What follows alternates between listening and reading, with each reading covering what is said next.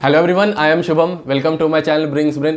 तो सबसे पहले तो कई लोगों के मन में ये सवाल आ रहा होगा कि भाई वोटिंग में तो हमने फ्री मिशन वाले को चूज़ किया था, फिर ये सीट विड्रॉवल का वीडियो पहले कैसे आ रहा है। देखिए यहाँ पे बात को समझिएगा, मुझे दोनों वीडियो लाना ही है, मैं ये पहले लाऊं या वो पहले लाऊं, पर सीट विड्रॉ का प्रोसेस आपका शुरू हो चुका है। ठीक है, राउंड 2 के बाद से ही शुरू हो जाता है। तो अभी मुझे लगा कि ये वीडियो अगर मैं नहीं देता हूँ तो हो सकता है कुछ बच्चों को कुछ गलती में या कन्फ्यूजन में आकर कुछ गलत ऑप्शन चूज कर लें। तो इसलिए मुझे लगा कि हाँ भाई करेंटली इस वीडियो को देना ज़्यादा जरूरी है। और फ्री एडमिशन तो आपका कॉलेज में जाने के बाद आपका एडमिशन हो जाएगा, फाइनल 6th राउंड के बाद उसका प्रोसेस शुरू होता है। तो ऐसा नहीं कि मैं उस समय वीडियो ले आऊँगा, इसके बाद ही आपका फ्री एडमिशन के ऊपर वीडियो आ जाएगा। और जितना सब्र करिएगा उतना ही आपको मीठा फल मिलेगा। ठीक है, काफ़ी डिटेल्ड वे में हर एक चीज़ों को मैं आंसर करते हुए आपका फ्री एडमिशन का वीडियो लाऊंगा। तो इस वीडियो में हम लोग सीट विड्रॉ प्रोसेस के कंप्लीट डिटेल के ऊपर में बात करेंगे। आप कैसे विड्रॉ कर सकते हैं, क्या क्या उसका रिपरकशन हो सकता है, आप नेक्स्ट एलिजिबल रहेगा नहीं रहेगा, आपने जो फी पे किया वो कैसे रिफंड होगा। तो ये सारे चीज़ों के बारे में हम लोग बात करेंगे। तो पहले बात आता है यहाँ पर कि सीट विड्रॉ का जो प्रोसेस आपका राउंड 2 का रिजल्ट अनाउंस होने के बाद से शुरू हो जाता है, और राउंड 6 के रिजल्ट से पहले तक आप कर सकते हैं अपना सीट विड्रॉ। मींस राउंड 5 का रिजल्ट अनाउंस हो गया उसके बाद, और राउंड 6 का रिजल्ट अनाउंस होने के पहले तक आप अपना सीट विड्रॉ कर सकते हैं। और सीट विड्रॉ का मतलब ये हुआ कि आप अपने सीट को और साथ साथ में आगे काउंसलिंग प्रोसेस को आप रिजेक्ट कर रहे हैं कि ना ही मुझे ये सीट चाहिए, ना ही मुझे आगे काउंसलिंग में जोसा के पार्टिसिपेट करना। कई लोग मतलब ये निकाल लेते हैं कि मेरा जो भी करंट सीट है उसे मैं विड्रॉ कर रहा हूँ ना, मैं उसे रिजेक्ट कर रहा हूँ, आगे किसी राउंड में मैं फिर से पार्टिसिपेट कर सकता हूँ, कोई नया सीट मिल सकता है। तो ऐसा नहीं होता। अगर आपको आगे के राउंड में और बेटर सीट का आपको लेना है तो फिर उस केस में आप फ्लोट ऑप्शन चूज करिए, स्लाइड ऑप्शन चूज करिए। विड्रॉ का मतलब एक तरह से ये हो गया कि आपको जो भी सीट मिला है आईआईटी एनआईटी में, आप उन्हें करें रखो यार अपना सीट, तुम्हारा सीट हमको नहीं चाहिए। गजब बेइज्जती है।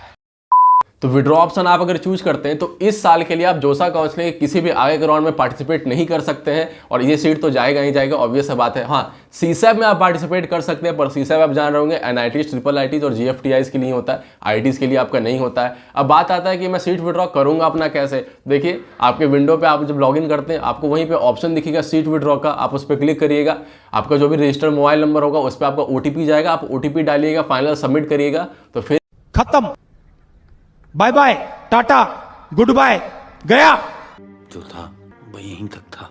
तो जो था यहीं तक था, आपने सबमिट कर दिया, पूरा काउंसलिंग प्रोसेस खत्म हो गया आपके लिए यहीं पर। अब आता है कि कौन लोग ये ऑप्शन चूज करते हैं। तो एक, जिनको ड्रॉप लेना, पता है कि अभी जो मेरा रैंक आया उसके अकॉर्डिंग मुझे एक अच्छा सीट नहीं मिल सकता मेरे पसंद का, तो जिनको ड्रॉप लेना है वो विड्रॉ कर ले सकते हैं। कुछ लोग ऐसे भी बोलते हैं एडमिशन तो लेना है मुझे, पर हाँ जोसा काउंसलिंग के थ्रू मुझे जो ऑप्शन मिल रहा है उससे बेटर मुझे अदर कॉलेज में ऑप्शन मिल रहा है। WBJE हो सकता है, जैक दिल्ली हो सकता है, कॉमेड के हो सकता है, कई कॉलेज और भी हैं, या उनको लग रहा है बाहर है मुझे और बेटर ऑप्शन दिख रहा, तो वो लोग भी सीट विड्रॉ कर लेते हैं यहाँ पर। कुछ एक अलग सा भी केस आता है, कुछ लोग वो भी विड्रॉ करते हैं जिनको ये लगता है कि हाँ भाई जोसा के राउंड के हिसाब से तो मुझे कॉलेज नहीं मिलना है, फिर भी कुछ ऐसा कॉलेज भर दिए थे जोसा के राउंड में जो उनको लेने का मन नहीं है, पर अब उन्हें मिल रहा है वो सीट, और उनको क्लियर है कि उनके पसंद का सीट सीसैब में ही मिलना है। अगर सीसैब में भी वो सीट नहीं मिला तो फिर वो एडमिशन ही नहीं लेंगे, कहीं और एडमिशन ले लेंगे या ड्रॉप ले लेंगे कुछ भी। तो इस तरह केस में भी लोग अपना सीट विड्रॉ कर लेते हैं। पर इसमें कहूँगा कि आपको विड्रॉ करने की जरूरत नहीं है। अगर आप यहाँ पे सीट एक्सेप्ट कर लेते हैं, सीट एक्सेप्टेंस फी पे कर देते हैं, ठीक है, उस केस में भी आप सीसैब में जा सकते हैं, वहाँ पे आपको कॉलेज मिलेगा। तो ऐसा नहीं होता कि दोबारा सीट एक्सेप्टेंस फी पे करना पड़ेगा। ठीक है, आपने जो जोसा में पे किया वो वहाँ पर भी मैनेज हो जाता है। हालांकि इसके ऊपर जो भी डिटेल्स है वो अलग से मैं बात करूंगा, जब मैं सीसैब का वीडियो लेकर के आऊंगा तो उसमें जो भी सारी डिटेल्स होंगे वो मैं एक्सप्लेन कर दूंगा। अब बात आता है कि क्या मैं नेक्स्ट ईयर एलिजिबल रहूंगा या नहीं रहूंगा। देखिए अगर आप राउंड 6 के पहले तक अपना सीट विड्रॉ कर लेते हैं तब तो बहुत बढ़िया, कोई भी किसी भी केस में दिक्कत आपको नहीं आने वाला, बिल्कुल एलिजिबल है। पर वहीं पर अगर आप राउंड 6 तक आप चले जाते हैं, राउंड 6 में भी आपको कोई सीट मिल जाता है, उसके बाद अगर आप उस सीट को रिजेक्ट कर देते हैं, एडमिशन नहीं लेते हैं, उस केस में आप आईआईटीज के लिए मींस जेईई एडवांस के लिए अगले साल के आप नॉट एलिजिबल हो जाएगा। ठीक है, आप एलिजिबल नहीं है, आप एग्जाम दे नहीं सकते, किस तरह से आप जुगाड़ लगा पता नहीं कैसे दे भी दिए, तो फिर आपका एडमिशन तो बिल्कुल नहीं हो सकता आईआईटीज में। अगर आपने 6th राउंड में कोई आपको सीट मिल जाता है आईआईटीज के अंदर और वो अगर आप छोड़ देते तो वहीं पे एनआईटीज के लिए भी ऐसे प्रोसेस तो वही लिखा रहता है कि 5th राउंड तक ही, 6 के पहले आपको विड्रॉ कर लेना है। पर इसमें आपका थोड़ा सा छूट मिल जाता है। अगर आपने 6th राउंड में भी पार्टिसिपेट कर लिया एनआईटी प्लस सिस्टम के अंदर और उसमें अगर आपको सीट छोड़ना है तो उस केस में आप छोड़ सकते हैं, फिर भी आप एलिजिबल रहेगा अगले साल के लिए, कोई भी आपको प्रॉब्लम नहीं आएगा। क्योंकि इसमें क्या होता है कि एनआईटीज के लिए तो आपका सीसैब राउंड भी होता है, तो अगर आप सीट छोड़ भी दिए तो ऑप्शन है कि कोई और सब जो बच्चे हैं सीसैब राउंड के थ्रू वो सीट आपका भर दिया जाएगा। पर आईआईटीज के लिए तो ऐसा होता नहीं है, इसीलिए वहां पे स्ट्रिक्ट पॉलिसी है। अगर आपने रिजेक्ट कर दिया 6th राउंड के बाद तो फिर आप अगले साल इनएलिजिबल हो जाइएगा। अगर आपने एनआईटी सिस्टम के लिए करते हैं तो फिर आप अगले साल एलिजिबल रहते हैं। उसमें क्या होता है 6th राउंड के बाद आपको जो कॉलेज आपको अलॉट हुआ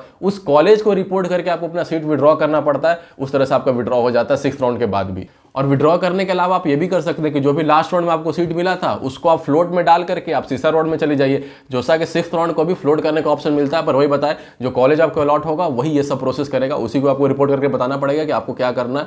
फिर वो सीसा के लिए आपको जो भी फर्दर आपका विलिंगनेस होगा वो वहाँ पर सबमिट कर देता है। और अब बात आता है कि रिफंड प्रोसेस का क्या डिटेल्स है। तो देखिए, जब भी आप विड्रॉ ऑप्शन चूज कर लीजिएगा तो आपका 2000 रुपीज़ डिडक्ट करके रिमेनिंग अमाउंट आपके अकाउंट पे वापस कर दिया जाता है। पर हाँ, अगर आप टाइम लिमिट के अंदर करते हैं तो भी ऐसा नहीं है कि 6th राउंड में भी कोई आपको सीट मिला हुआ है और आप वो नहीं चूज की IITs के लिए तो भी आपको पैसा रिफंड कर जाएगा। वो तो मैं बताया कि रिफंड तो दूर का बात है, बैन कर दिया जाएगा आपको। पर हाँ, NITs के लिए मैंने बताया कि 6th राउंड के बाद भी आप विड्रॉ कर सकते हैं कॉलेज को रिपोर्ट करके, तो उस केस में आपका अमाउंट डिडक्ट करके बाकी रिमेनिंग अमाउंट आपको रिफंड कर दिया जाता है। तो आई होप आपको सीट विड्रॉ का पूरा डिटेल समझ में आ गया होगा, जो भी कंफ्यूजन होगा वो क्लियर हो गया होगा। अगर वीडियो से हेल्प मिला है तो फिर जितना मेहनत से मैंने वीडियो बनाया था उतना मेहनत से आप भी वीडियो को लाइक करिए और शेयर करिए अपने दोस्तों के बीच में, क्योंकि ऐसा ना हो कोई आपका ही फ्रेंड कुछ इन्फॉर्मेशन की कमी की वजह से कुछ गलत ऑप्शन चूज कर ले। तो हर जगह को वीडियो को आप शेयर कर दीजिए। तो आज के लिए बस इतना ही था। चलिए दोस्तों, फिर मिलते हैं अगली वीडियो में।